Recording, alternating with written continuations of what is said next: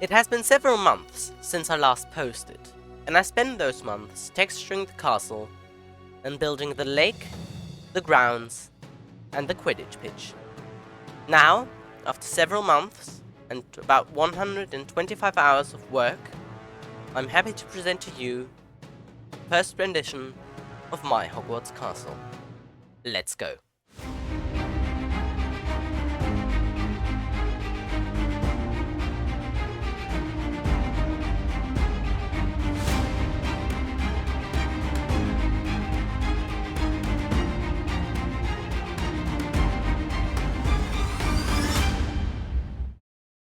We begin with the Boathouse, where you can see the first boats arriving with the students. If we make our way up the stairs, we enter the first courtyard and the entrance hall. Through the doors we enter the candlelit Great Hall. This part of the Hogwarts Castle is a bit more difficult than the rest, because as you can see, it is entirely built on a diagonal. Nonetheless, I managed to fit in full interiors with the house tables, as well as the teacher's table and Dumbledore's podium.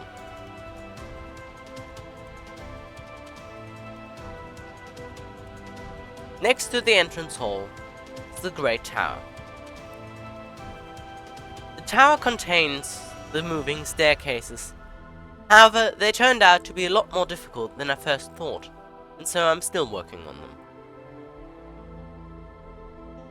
In the top 3 towers of the Great Tower, we can find Dumbledore's office. I have not worked on many interiors so far, so we will see that coming in a future update. Next to the main tower is the Quad Courtyard. Quad is probably most famous for the corridor surrounding it, which host many of the scenes in the Chamber of Secrets. Here we can find the writing on the wall and Gryffindor Tower. Fitting Gryffindor Tower into its respective place turned out to be a very difficult task. However, I did manage with some trickery and a false window. Overlooking the Quad Courtyard is the hospital wing. This is one of the few places where I've already got nice interiors. The hospital wing connects with a bridge to probably my favorite part of the entirety of Hogwarts, the Clock Tower.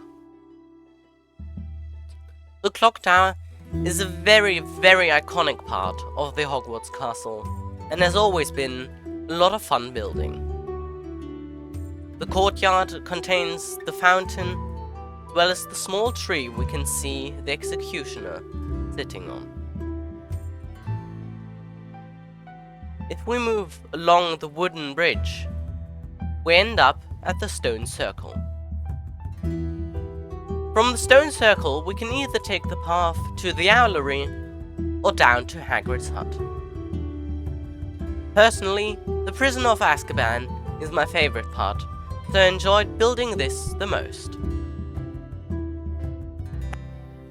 Hagrid's hut has a full interior, and you can easily recognize the scenes from the Prison of Azkaban with the pumpkin patch and Buckbeak's rescue. If we move up the grounds, we get to the Owlery. The Owlery is a separate tower of Hogwarts that is most notably known from the Goblet of Fire, where Harry asks Cho Chang out for the ball. If we cross along the Viaduct Bridge, we enter the Viaduct Entrance. This entrance hall connects directly to the Durham Complex. This is one of the largest in Hogwarts. It holds the greenhouses, the Transfiguration Courtyard, the library, the Astronomy Tower, and many of the classrooms. Beginning with the greenhouses, I was already able to fit a few of them with interiors. Here we have the mandrakes. The others I just fitted with plants that look magical enough to be part of the Hogwarts herbology classes. The Transfiguration Courtyard is especially known for its scenes in Harry Potter and the Philosopher's Stone, Harry Potter and the Goblet of Fire, and of course, Dumbledore's farewell in The Half-Blood Prince. Overlooking the Transfiguration Courtyard, the tallest tower of Hogwarts, the Astronomy Tower.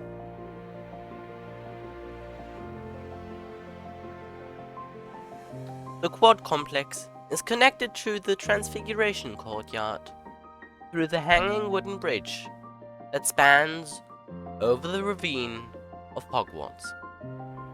We can of course not forget the training grounds, where Harry and his peers had their first flying lessons.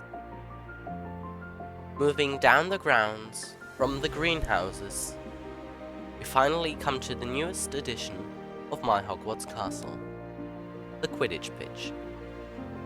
For the pitch, I chose the version from the Chamber of Secrets, with the black and white towers, and the trench surrounding the pitch where the bludger chased Harry and Draco.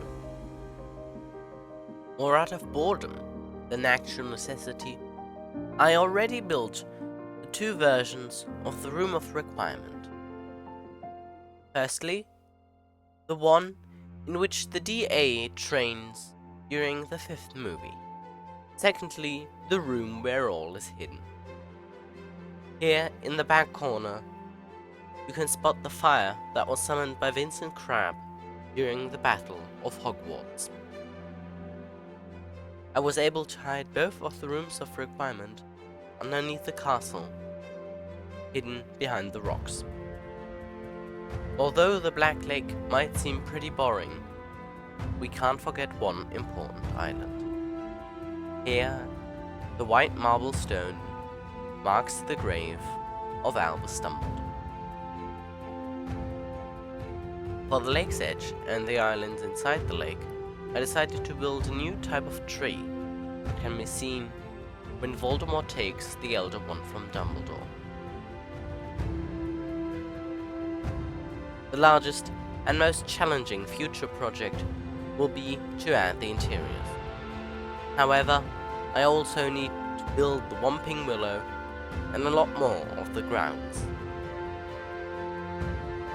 Future projects might also be the Burrow, the Ministry of Magic, Little Hangleton, Malfoy Manor, and so much more. In total, I am not done in the slightest, and there's still a lot to come with this Hogwarts Castle. Thank you very much for watching. Have a great day, evening, or night. I'm the Phoenix. See you next time, and goodbye.